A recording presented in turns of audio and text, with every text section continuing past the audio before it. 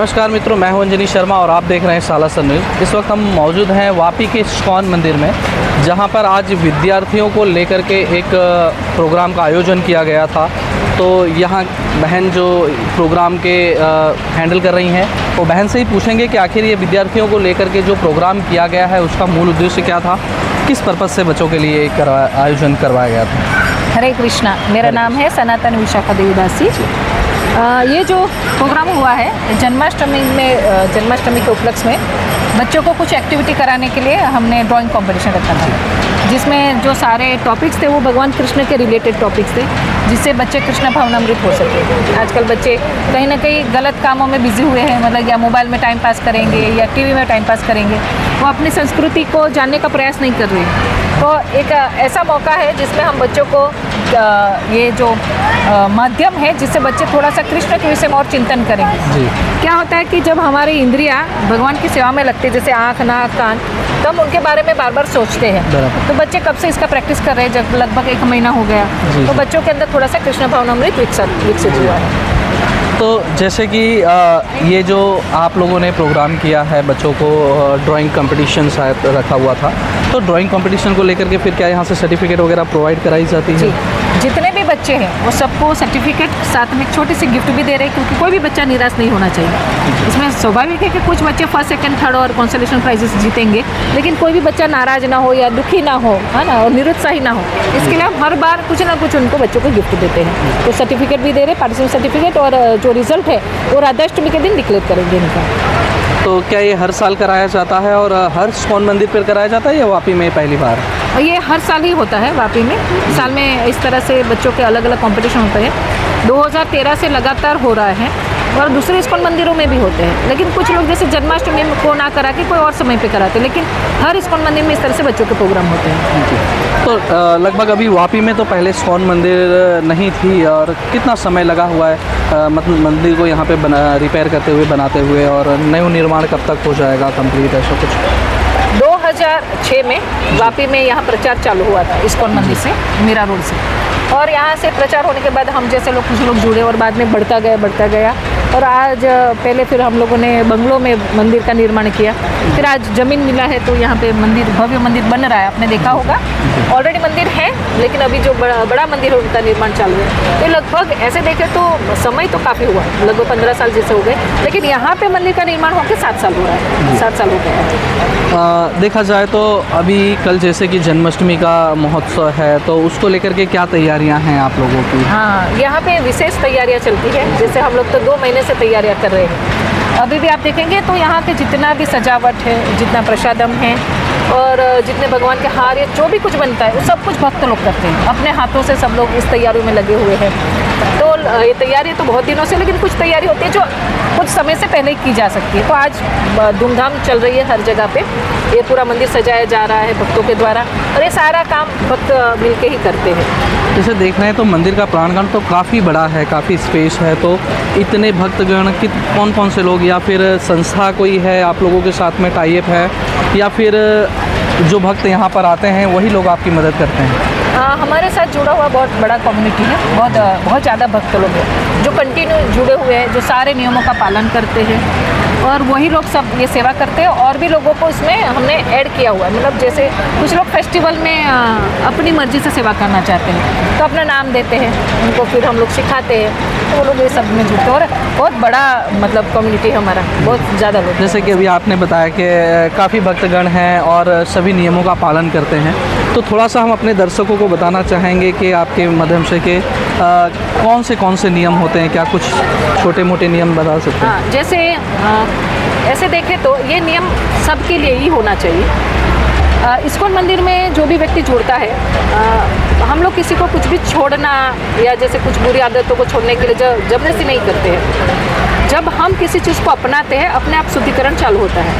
तो इसमें जो 4 नियम जो शिल प्रभुपाद जी ने बनाए हैं, वो आप देखेंगे तो श्रीमद् भागवतम में इस चीज़ का उल्लेख है 4 नियम ऐसे हैं जिसमें मांसाहार नहीं करना, जुआ नहीं खेलना, व्यभिचार नहीं करना और शराब नहीं पीना, नशा नहीं करना। तो ये जो 4 नियम है वो नियम का पालन इसलिए किया जाता है, जब कलयुग ने पृथ्वी में, जैसे भगवान जब अपना धराधाम छोड़ के चले गए तो कलयुग ने प्रवेश किया, परीक्षित महाराज जी ने उनको रोका तो उन्होंने स्थान मांगा कि मुझे रहने के लिए जगह दो। तो ये 4 जगह कोई दिया गया, जहाँ पे जुआ खेला जाता हो, जहाँ शराब हो, जहाँ मांसाहार हो, जहाँ व्यभिचार हो, वहाँ पे कलयुग को रहने के लिए मौका दिया।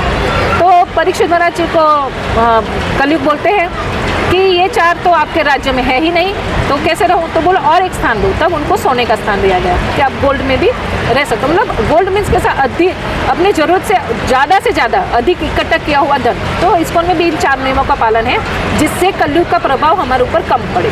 कलयुग का प्रभाव हर जगह है, लेकिन कलयुग का प्रभाव वो जगहों पे नहीं होता जहाँ पे इन 4 नियमों का पालन होता। तो श्री प्रभुपाद जी ने हमारे यहाँ जितने भी भक्त जुड़े हुए हैं वो मांसाहार नहीं करते, इवन कांदा लहसुन भी नहीं खाते हैं, चाय कॉफ़ी भी नहीं पीते हैं, नशा में चाय कॉफ़ी भी आ जाता है वो भी नहीं पीते हैं, 16 माला नियमित करते हैं, 16 माला जब करना ही करना है महामंत्र का।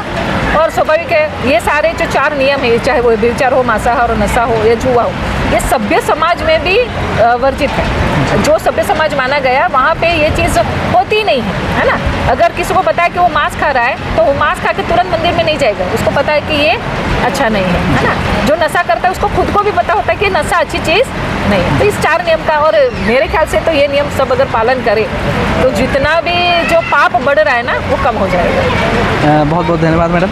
जैसे कि अभी हमने आपको सुना, आपकी हिंदी काफ़ी बेहतर है, जबकि मुझे लगता है आप लोकल यहाँ से गुजरात से ही होंगी, और काफ़ी अच्छे शब्द का प्रयोग किया, जैसे कि जो संस्कृत शब्द होते हैं उनके भी शब्द के आपने बहुत अच्छे प्रयोग किए हैं। अभी थोड़ी देर हम लोग बैठे थे तो यहाँ पे हमारे पत्रकारों के बीच में आपस में चर्चाएं हो रही थी, तो उस चर्चा में एक छोटी सी ऐसी चर्चा आई कि बच्चों को जो बाल अवस्था से आप लोग ये जो ज्ञान दे रहे हो, धर्म का मार्ग दिखा रहे हैं, श्री कृष्ण जी के बारे में, उनको गीता के बारे में, हर चीज़ के बारे में बताया जाता है। तो एक पत्रकार महोदय थे तो उन्होंने पूछा कि सर अगर मान लीजिए अभी से बचपन से बच्चों में ये चीज़ें भरी जाती है, लेकिन आगे जा कर के उनका विवाह हो जाता है, तो मैं थोड़ा सा आपके माध्यम से उनको बताना चाहूँगा कि आप इस पर स्पष्ट करें। मैं इस बात को एकदम स्पष्ट करने का प्रयास करूँगी। देखिए ऐसा है, ये जो गीता भागवत या हमें संस्कृति है ये तो जन्म जाती आत्मा का खुराक है। ये ऐसा नहीं है कि चुने हुए लोगों को देना है, ये सबको देना चाहिए। और जो बच्चे होते हैं ना, कहा जाता है कि 13 साल तक के बच्चों के अंदर जो संस्कार दिए जाते हैं 13 साल तक, और जो खुराक दी जाती है वो आजीवन चलता है। बचपन में अच्छा खुराक देना चाहिए, घी, गाय का घी, दूध, है ना, मेवा मिष्ठान खिलाना चाहिए, जिसको ये हुष्ट पुष्ट उसका बचपन मतलब बुढ़ापे तक रहेगा। आप आजकल अगर आपके दादा होंगे, आप उनको देखोगे वो ज़्यादा हेल्दी है हमारे से, क्योंकि उन्होंने अच्छा खाया है ना। और वैसे संस्कार का है, जब पौधा होता है वो छोटा सा होता है तो उसको केयर की बहुत ज़रूरत होती है। अगर आपने उसको मोड़ के बढ़ाया वो मोड़ा हुआ ही बढ़ेगा।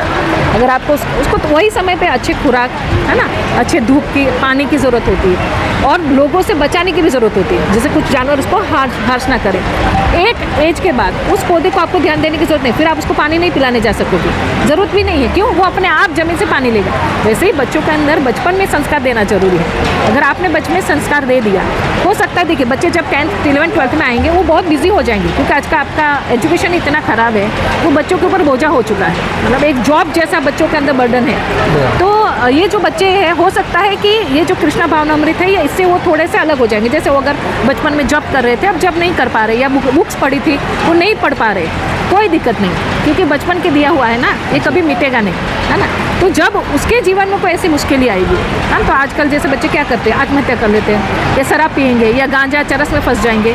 100% ये संस्था से जुड़ा हुआ व्यक्ति या फिर जो भी कृष्णा भावनामृत बना हुआ है वो कभी ऐसा नहीं करेगा। उसके जीवन में जब दुख आएगा ना, वो भगवान का सहारा लेगा, क्योंकि जो बचपन में जिस चीज़ का सहारा है ना वो कभी नहीं भूलते बच्चे। हाँ, बड़े और शादी क्यों नहीं कर सकते? मैं भी विवाहित हूँ, मैं विवाहित होके इतना अच्छा प्रचार कर रही हूँ, है ना। बहुत सारे ऐसे इस्कॉन में जो है जो विवाहित जीवन के साथ भगवान की भक्ति कर रहे हैं, क्योंकि भगवान ने विवाहित जीवन का में भी भक्ति को सबसे उच्च भक्ति मानी है। क्योंकि जो भी सन्यासी है, ब्रह्मचारी है, वानप्रस्थ है, इन तीनों का गुजरान करने की जिम्मेदारी गृहस्थ के ऊपर होती है। ये गृहस्थ लोग दान देते तभी इन तीनों का जीवन निर्वाह होता है। इसलिए गृहस्थों की तो ज़्यादा ज़रूरत है। हाँ, कुछ जीवन में बच्चे ऐसे होते हैं जो बचपन से अगर इस चीज़ का पालन किया और ब्रह्मचारी बने, लेकिन आज एक कलयुग में थोड़ा सा ये कम है, मतलब परसेंटेज कम है। लेकिन गृहस्थ लोग हैं, आप यहाँ पे भी सबको देखेंगे धोती कुर्ता में। हाँ, छोटे छोटे बच्चों को भी देखें, ये सब चीज़ों का पालन भी कर रहे हैं और साथ साथ में पढ़ाई भी कर रहे हैं और कुछ लोग जॉब भी कर रहे हैं। इसमें कोई दिक्कत नहीं है। इसमें ऐसा है कि आपको कुछ भी घटाना नहीं है, सिर्फ जोड़ना है। आप जो कर रहे हो वही करो, कृष्ण को जोड़ दो अपने साथ। बहुत बहुत धन्यवाद आपका। शायद है कि आपके बातों से संतुष्ट हुए हों।